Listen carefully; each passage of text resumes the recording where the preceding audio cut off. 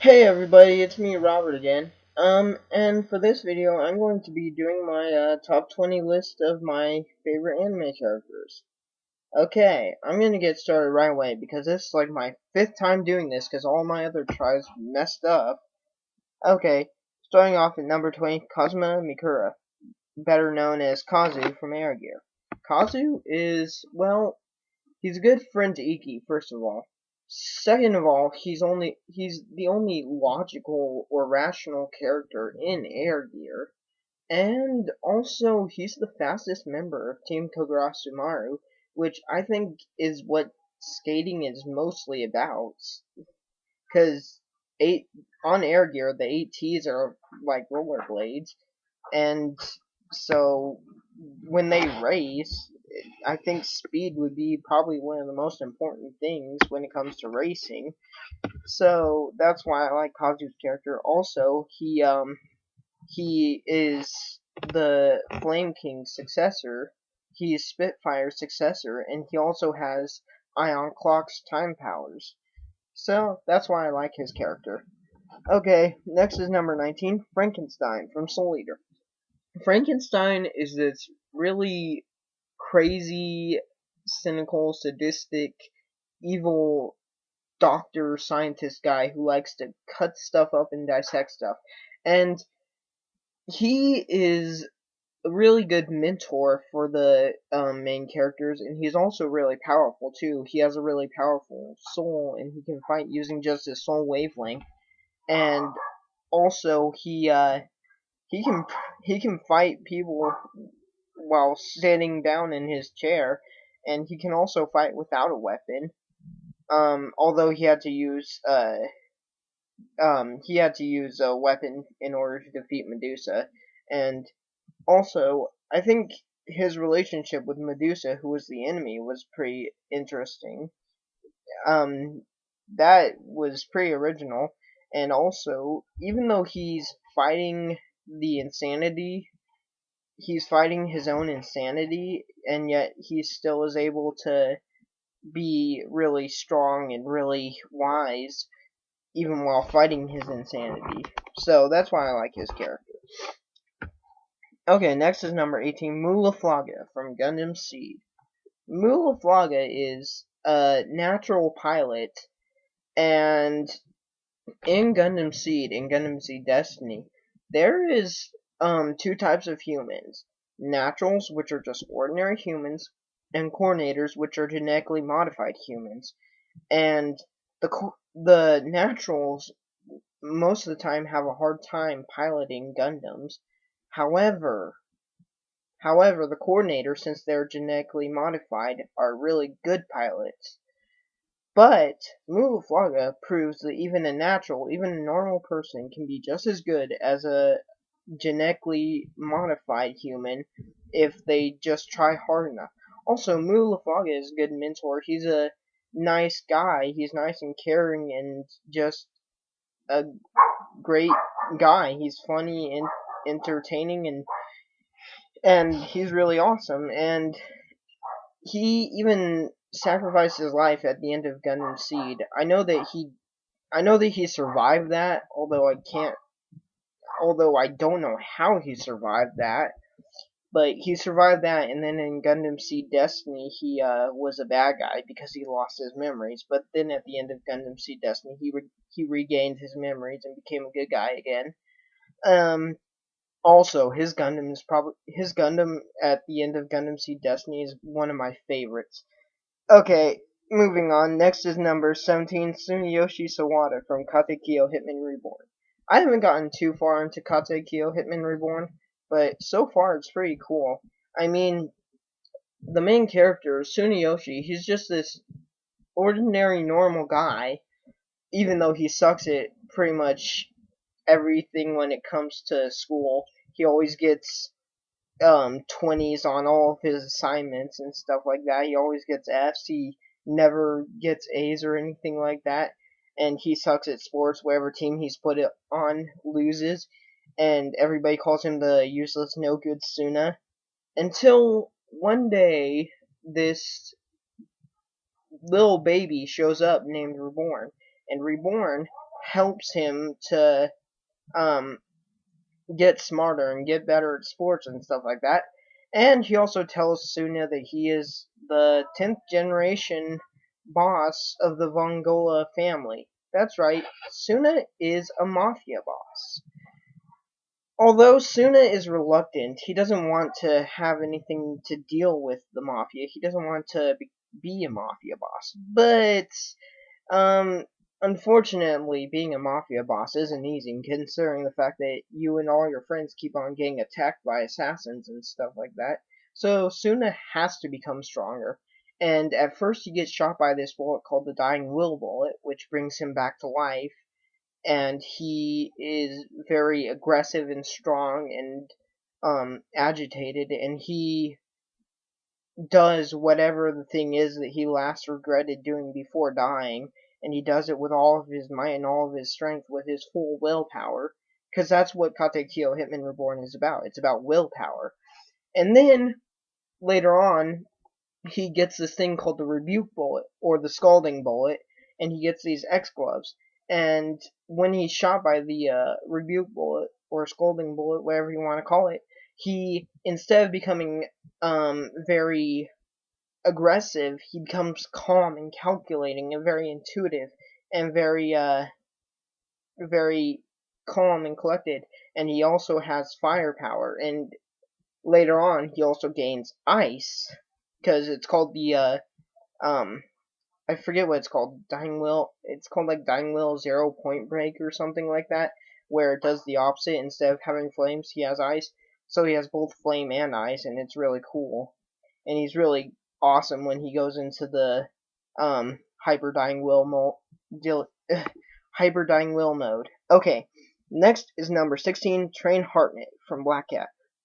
Train Hartnett is a assassin from the Kronos organization, and he's known as the Kuro Neko, or the Black Cat.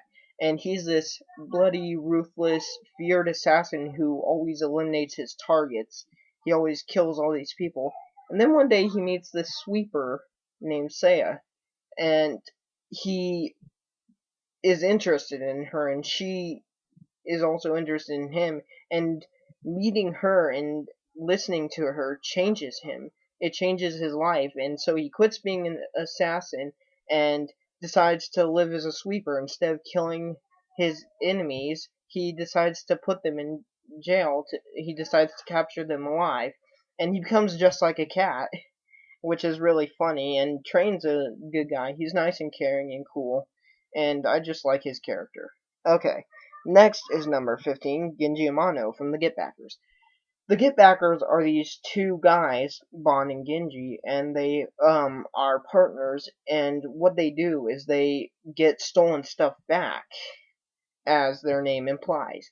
And Ginji is my favorite character of them, because Genji, he uses lightning, and he is a former leader of a gang called the Volts, and he also was known as the Lightning Emperor, and he's really cheerful and kind and nice, except for when he goes Lightning Emperor mode. He becomes cold and ruthless, but most of the time he's just positive and energetic and really optimistic, and I just like his character because it's cool. Okay, next is number 14, Kyoko Mogami from Skip Beat.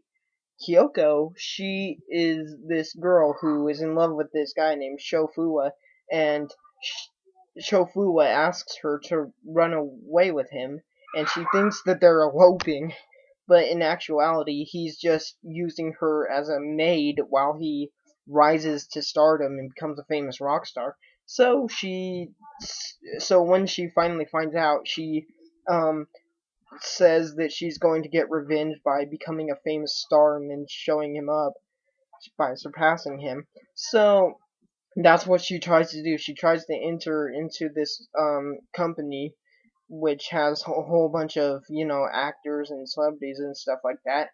And the thing I like most about Kyoko is, even though she's naive, her emotions are just all over the place, and her reactions to everything is so enjoyable to watch and witness.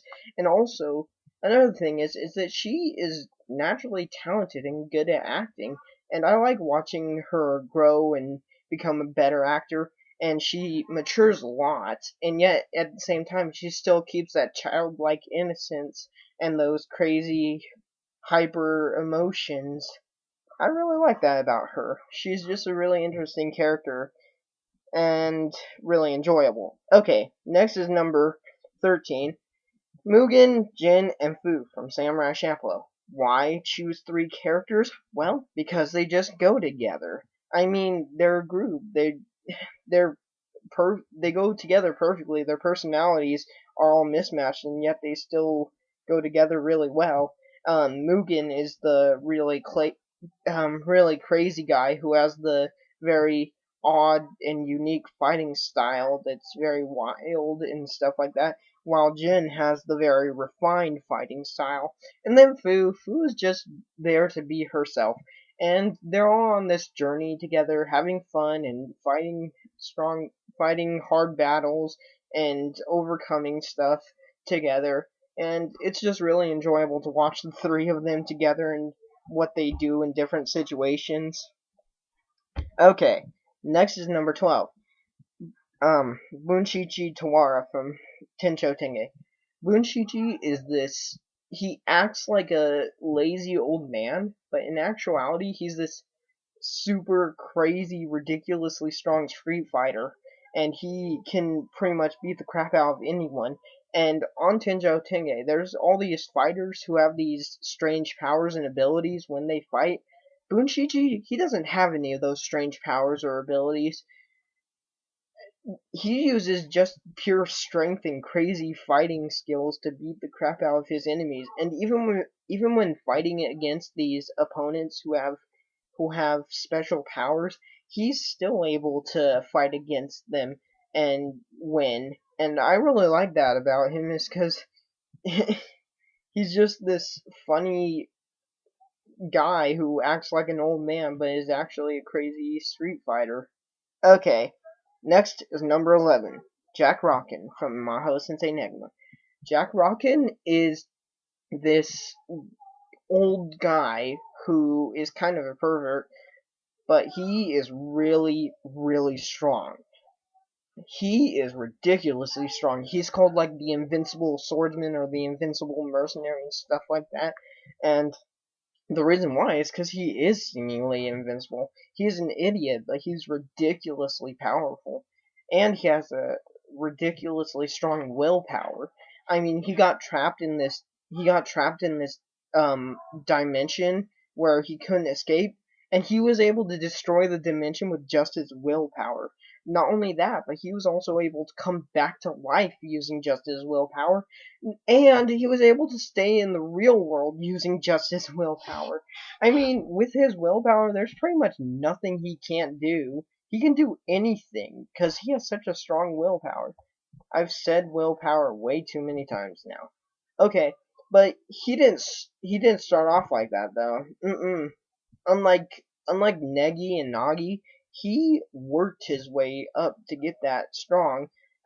When he was a little kid, I think when he was 14, he was a slave and he was forced into the Colosseum and he fought life and death battles day after day after day. And even after he rose to the top of the Colosseum, even after he became like a champion of the Colosseum and gained his freedom, he still continued to fight, and he left the Colosseum and became a mercenary and fought in wars and captured bounties and killed monsters and stuff like that. And he performed tons and tons of miracles, and I mean, you just gotta respect his strength. He's just ridiculously powerful. I mean, when he was fighting Negi absorbed his power and used it against him. So he was hit with his own power and still survived. He is just ridiculous. And even when being bloodied up and messed up, he can still, like, laugh and enjoy himself when fighting. So yeah, that was part 1 of my top 20 favorite anime characters, and I'll see you guys next time.